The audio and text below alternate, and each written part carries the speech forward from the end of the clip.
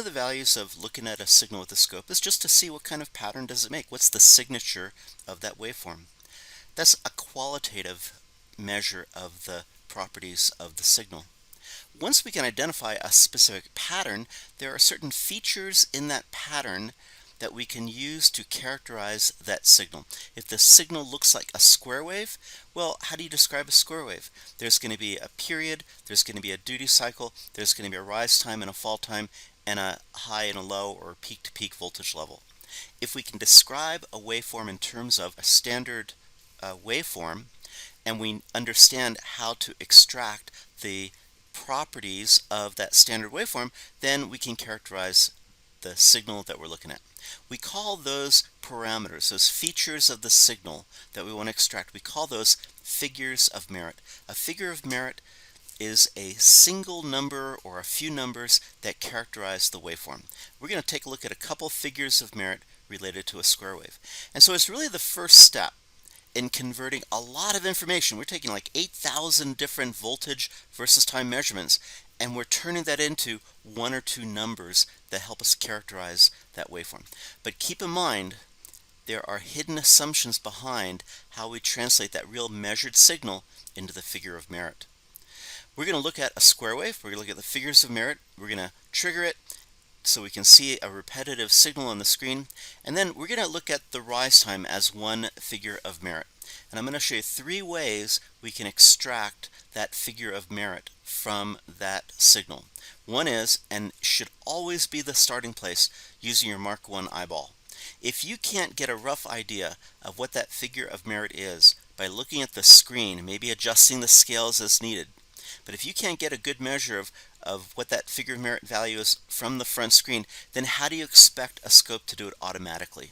You have to be able to get a rough idea. It's always the right starting place. And then I'm going to show you how we can use cursors to get a measure, a little bit more quantitative measure. And then finally, I'm going to show you how we use some built-in measurement functions. Don't fall into the trap thinking that that measurement function the scope is using is smarter than you are. You always want to go through this process to have a rough idea of what that value is and compare it to that measurement function. And I'm going to show you a couple of examples where just blindly following the measurement function gives you an unrealistic value for that figure of merit. And that's what situational awareness is all about. We've got our scope on, and we're looking at a square wave coming from the function generator. Now, I turned the noise off, but just so you're sure that this is live, I'm going to come back, I'm going to turn the noise back on, and you can see, yep, the noise is there, so it's a live recording. And we've got the scope being triggered, we've got repeat, we have it on auto, channel 1 as the source, rising edge. Yeah, I got 50 millivolts. You know what, I'm going to move that over to the 0, and that's where being able to type in or select a value is really useful. Now that we see, yep, it's a live screen, I'm going to turn off noise. Never hurts to check the trigger setting whenever you turn on the scope. You never know where you might have left it. And we can see there is a definite pattern to this waveform. It looks like a square wave. We can define certain parameters that characterize the square wave. Now, right now, at any given screen, I have over 8,000 different data points displayed. Of course, that exceeds the resolution of the screen, but the data is there in the buffer. That's a lot of data points, but I can't do anything with all of that data. I just want a few pieces of information that tell me about that waveform, that characterize the waveform. If I say, gee, that signal looks a lot like an ideal square wave, then there are a couple of parameters that describe an ideal square wave. There's the frequency, the period, the on time, the off time, the duty cycle, the high and the low voltage, the peak-to-peak value. Those are all figures of merit that describe that waveform. And I can go into this waveform and I can measure off the front screen some of those parameters. Like, what's the period? Well, it starts over here and then finishes over here. That's 1 millisecond. So the period is 1 millisecond. What's the on time? Well, I can kind of roughly eyeball it off the front screen. It's about a half a division. That means half a millisecond. So it's on for half a millisecond, off for about half a millisecond. What's the amplitude, or the peak-to-peak value. The peak is it goes to 1 volt and down to -1 volt, so it's a 2 volt peak-to-peak. These are figures of merit that characterize that waveform. In order to assign a figure of merit, in order to extract that figure of merit, I have to do a pattern match. I have to say, what kind of waveform is that signal I'm looking at most similar to, and what are the features of that standardized pattern? If there's no standardized pattern, and if the waveform is all over the place, it's really hard to describe it in terms of figures of merit. I may have to use that entire 8,000 data points to describe that waveform. One of the important figures of merit that describe this waveform is its rise time. And there are a couple ways of defining the rise time. We're going to use the 10% to 90% level to describe the rise time. Now, obviously, on this scale, I can't tell what it is because it's within a pixel on the screen. And so I'm going to have to zoom way out in order to see what that rise time is. So let's zoom out. So we're at 100 microseconds. That's still within a pixel on the screen. Let's zoom out some more. We'll go to 5 microseconds. Still within a pixel on that screen. It's shorter than 5 microseconds. Let's go to, and in fact, here we are at 1 microsecond. That's 1 microsecond per division.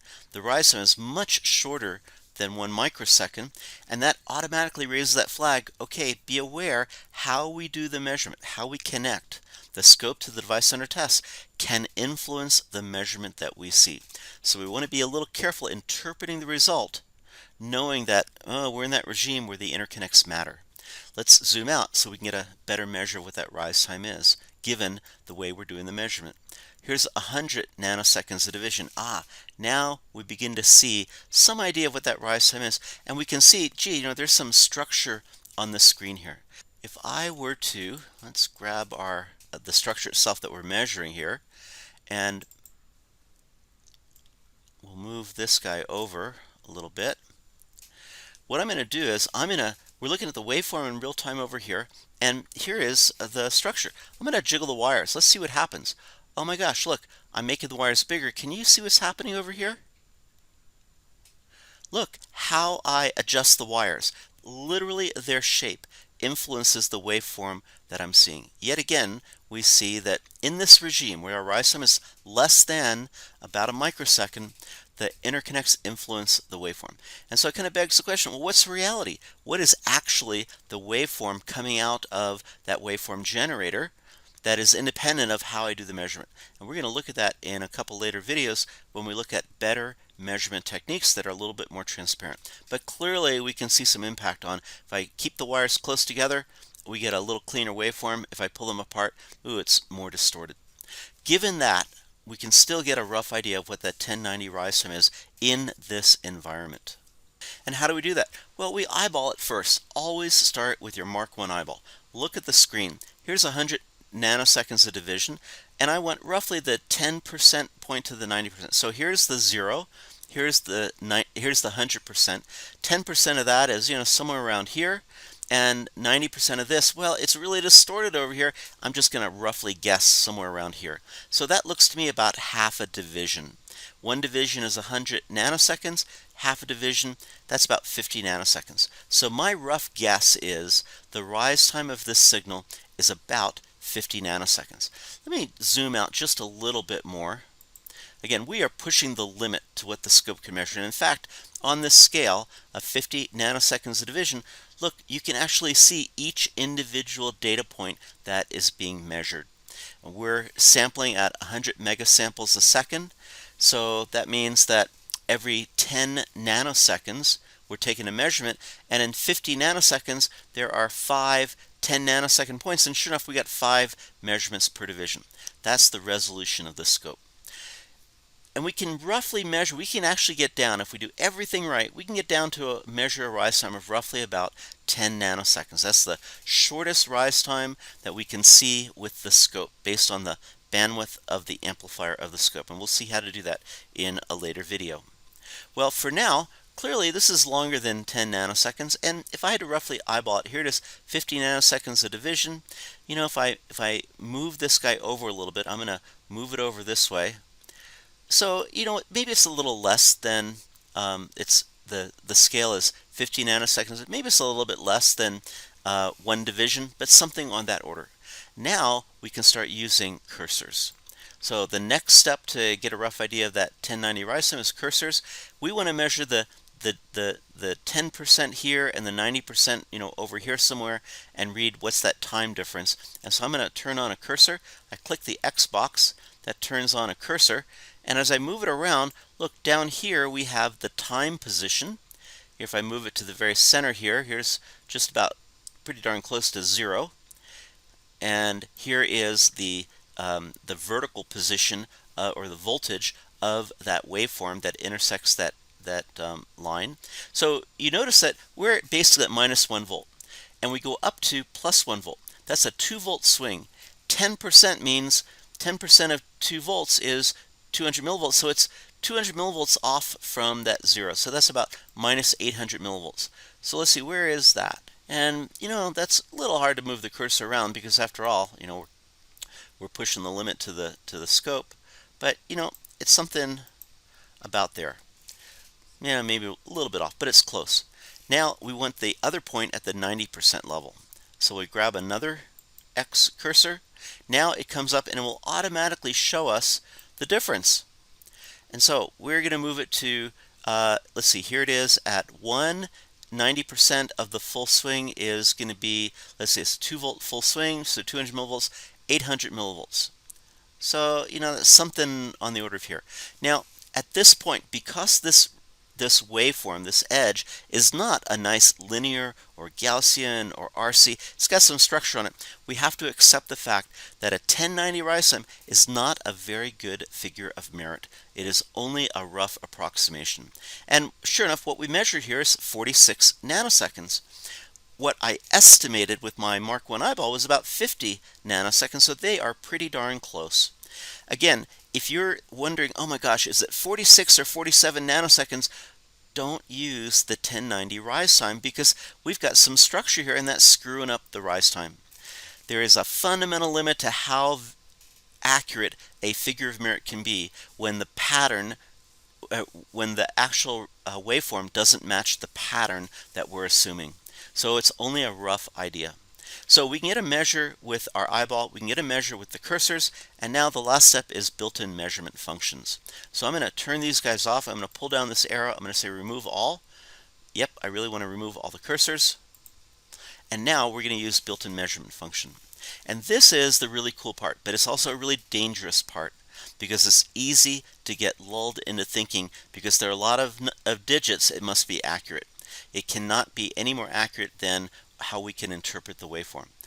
If we have a figure of merit we're looking for, and we'll look at a couple, maybe peak to peak, so we'll get from the low to the high. Let's zoom out just a little bit. So here's the low, here's the high. We can get a rough idea of what that peak to peak is.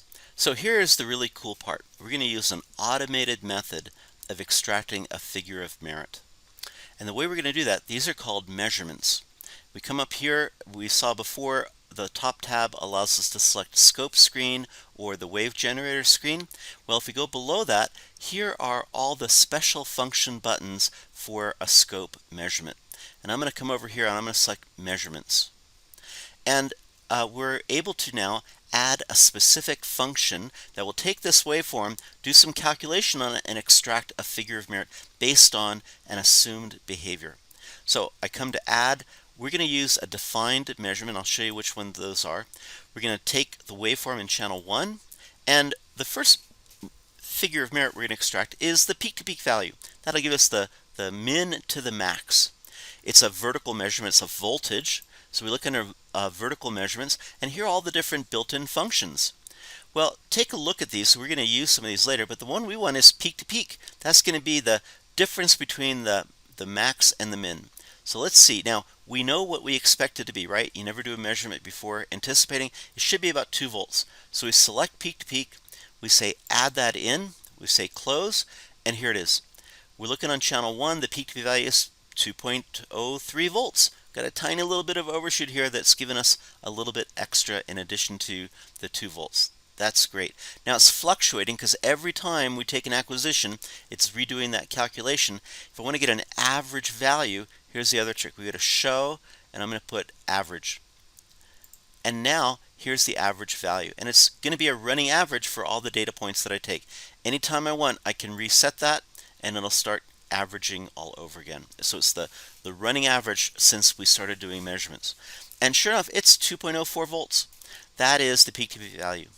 Let's take a look at another measurement. I really wanted the rise time. I wanted the 1090 rise time. So we come to add, it's a defined measurement, but the rise time is a time measurement. That's a horizontal measurement. And let's see, which one do I want? Oh, I want rise time.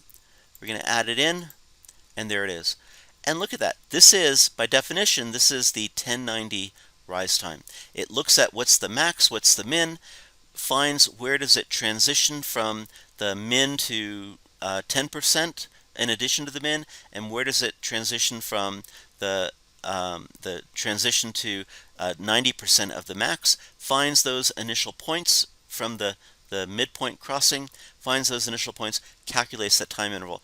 That's 45 nanoseconds. And we look at the average, we'll just reset the average here. Sure enough, it's about a little bit more than 45 nanoseconds.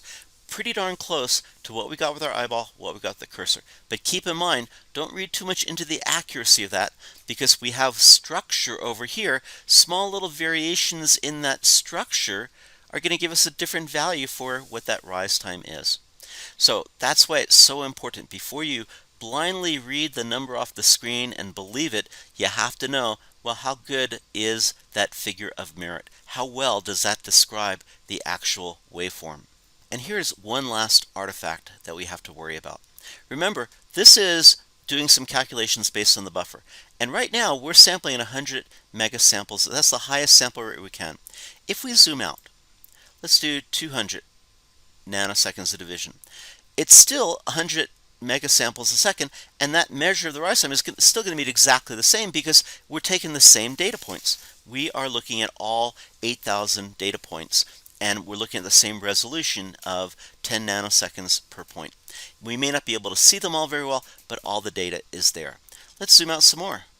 Let's go to 1 microsecond of division. We're still sampling at 100 megasamples a second.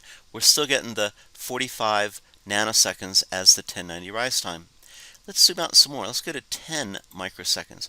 And you notice at this time scale, in order to get all those data points in this time interval, we're sampling, the data points are at a lower rate. We're still sampling 100 megasamples a second, but we're averaging them together. And so we don't have the 10 nanoseconds, we have 20 nanosecond resolution. Hey, and we're going to reset here, and look, our rise time has changed a little bit. Let's go up to 100 microseconds a division. So we're at 100 microseconds, pretty sharp edge. We're sampling at a really low rate.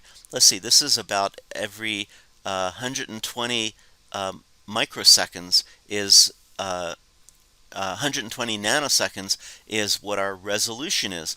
And let's see, what's our rise time? We're measuring, about 180 nanoseconds. Did the rise time change? No, we have an artifact in the measurement. We don't have our highest resolution. This is where situational awareness is really important. Be aware of what the scope is actually doing and how it's arriving at its calculated point. Never ever blindly believe a number you see on the scope. If you can't get a rough estimate with your Mark 1 eyeball, how do you expect the scope to do the measurement for you? And in the next lab, we'll look at a couple of other figures of merit.